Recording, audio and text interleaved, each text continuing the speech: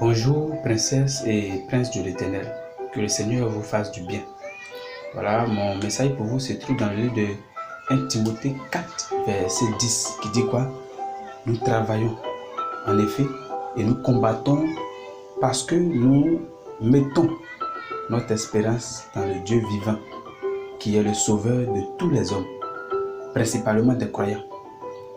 Et beaucoup de ceux qui vont à l'église, ou des prétendus croyants, ne voient pas leur vie changer. Parce qu'il dit quoi? Vous serez de nouvelles créatures. Mais quand tu vas à l'église et que tu fais 10 ans à l'église, 15 ans à l'église, que ta vie n'a pas encore changé, il faut te poser des questions. Est-ce que je suis réellement un croyant?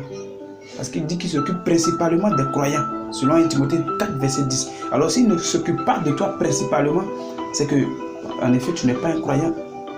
Alors qu'est-ce que tu fais à l'église sans être croyant pendant 10 ans?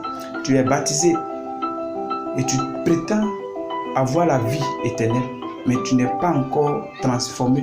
Parce qu'il dit, si vous vivez, ce n'est plus vous qui vivez, mais c'est moi qui vis en vous. Alors, Dieu qui vit en toi, normalement, ta vie doit être changée. C'est vrai que ça peut prendre du temps pour certains, mais à la longue, on doit avoir un changement. Parce que ta vie doit impacter ton voisin, pour que ce soit un témoignage aussi pour lui. Voilà. Et quand tu as une vie vraiment qui change, il dit avec moi, dans la Bible, l'Éternel dit quoi? Avec moi, vous irez de progrès en progrès, de gloire en gloire. Alors, si tu es chrétien depuis 10 ans, que tu n'as pas de gloire, tu ne progresses pas, tu stagnes. Pendant 10 ans, tu stagnes. Alors, il faut te poser des questions. Est-ce que tu es réellement un croyant? Parce qu'il dit qu'il s'occupe de tous les hommes, mais principalement des croyants. Alors, si tu es croyant, tu dois être la priorité de l'Éternel. Mais si tu vois qu'il ne s'occupe pas de toi en première position, si tu vois que l'Éternel ne s'occupe pas de toi, c'est que tu n'es pas sa priorité. C'est pour cela David, la Bible dit quoi? David a trouvé grâce aux yeux de l'Éternel parce qu'il était un croyant.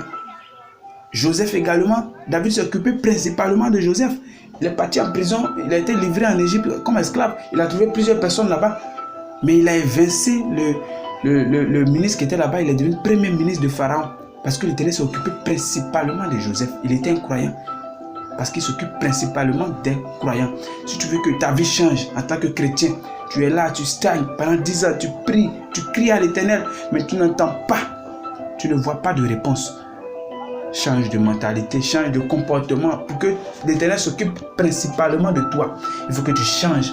Pour qu'il s'occupe principalement de toi, il faut que tu changes. Il faut que tu aies un nouveau comportement. J'aime les messages qui ne sont pas longs, mais qui édifient. Et c'est cela. Que le Seigneur vous fasse du bien et à la prochaine pour de nouvelles vidéos. Commentez, likez et à la prochaine. Amen.